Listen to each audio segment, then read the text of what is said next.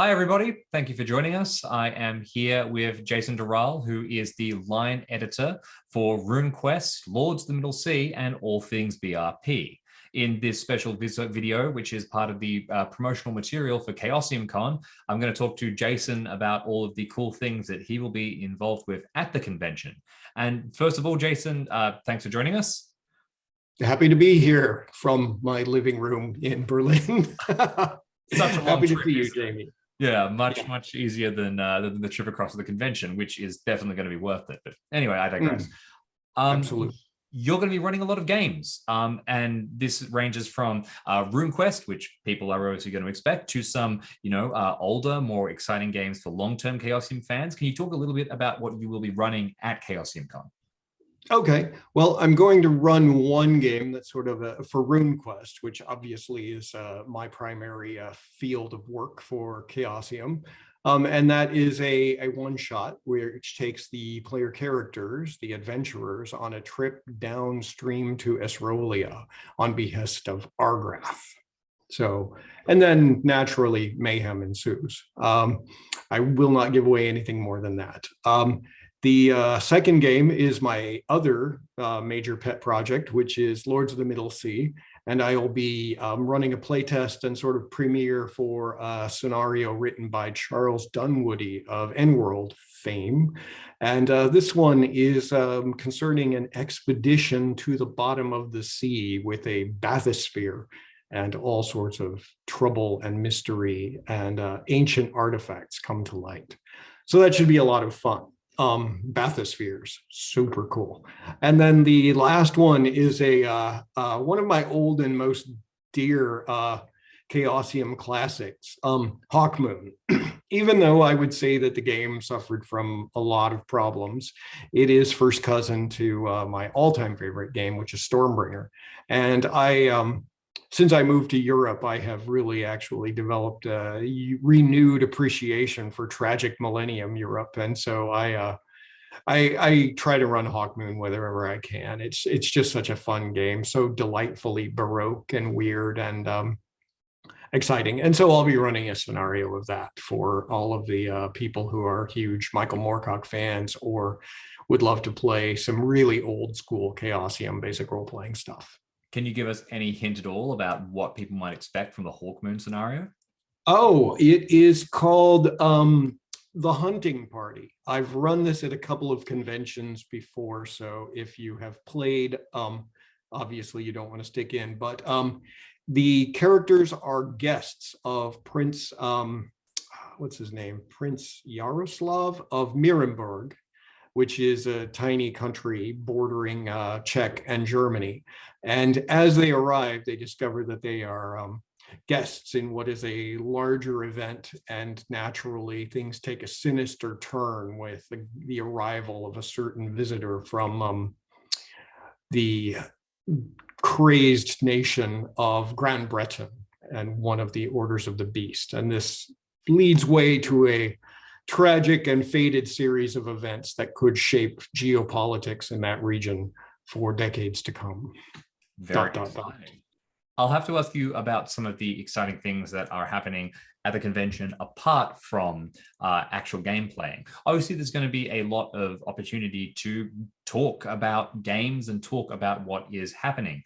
Are there any discussions you're hoping to have with people who are curious about Lords of the Middle Sea or about what the future of RuneQuest is going to be? If there's sort of something that you would like to get across to those people who can't make it to the convention, or a teaser of what you'd love to discuss and you'd be open to discuss at the convention, what would it be?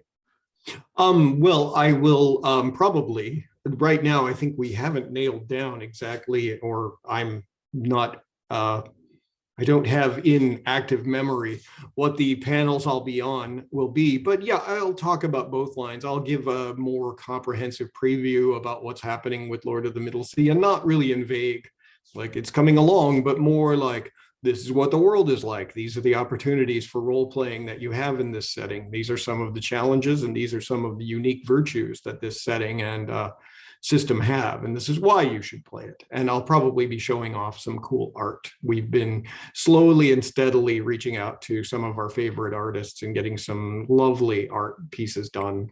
And that's happening on an ongoing basis, but you'll definitely see a thing. I might end up handing out a few, if I can make it happen, a few packets to give people to sort of preview the game a bit more. And RuneQuest, I mean, I'm anticipating that I'll be on a talking with Jeff and likely others on the team about what's happening with RuneQuest. Jeff is generally the one who focuses on the very big picture of like, this is the setting, this is the politics behind the setting, this is the overall shape of things, where my role is really I feel almost like, rather than line editor, I'm more the producer. I'm the one who is like, okay, let's get this done. Who does that? Who does that? And so coordinating all the various people. And I'm usually the one who talks about like where things are in the production pipeline, which is sometimes, I think it's more pertinent to people's interest, because that actually gives them a little flag about when they might be seeing some the light on the horizon of a ship bearing boxes of goods to arrive in their local game stores. So those are both things I'll be talking about. I might, depending on time, I don't know how heavily I'm booked, between 3 game sessions and probably at least 2 panels. I would love to have a sit down with some of the guests who we have a lot of our collaborators and our freelancers coming to the convention, and I would love to have just an open forum with them and talk about things that we are doing and find out really ways that we can improve our processes and communication, and also find out if there's some things that they have in mind that might not be, that they may not have brought up. Sometimes the editor freelancer relationship is a very it's a very particular relationship where, what can you do for me? Whereas I'd like to have a case of maybe some freelancers who would never speak to each other or never even know each other existed can be, sitting next to each other talking about projects or things they might want to work on together. I really, really enjoy it when I manage to, connect some of our fans and freelancers and collaborators and get them working together and gelling in a way that I never would have imagined before. It's going to be really exciting to get to a convention. Obviously, things have been fraught with conventions for a little while. As somebody who has been jet setting all over the world, you've been in conventions from the US to Europe to Australia, all over the place. What is most exciting to you about Chaosium Con? Oh, well, the amazing the focus. I mean, historically, I first came into gaming with the earliest editions of Dungeons and Dragons. That was really where my gaming started. But it was the Chaosium stuff that really, changed my way of creating games forever. I mean, I had the weird observation the other day that I think if I had liked Dungeons and Dragons more, I probably never would have had a career in game design and development, because I would have just gone, okay. I was never somehow inspired to write things for D&D the way that, playing Call of Cthulhu or Stormbringer or RuneQuest really got me excited about working on, I suddenly, the BRP tool system opened me up to this idea that I could contribute to these games and I could be a part of them. And so as a result, I think that seeing Chaosium Con like an actual focused convention celebrating, the magnificent array of games, past and present, that Chaosium has put together, and allowing the creative team to really interact on this sort of one-on-one basis with us, with the players. That's pretty cool.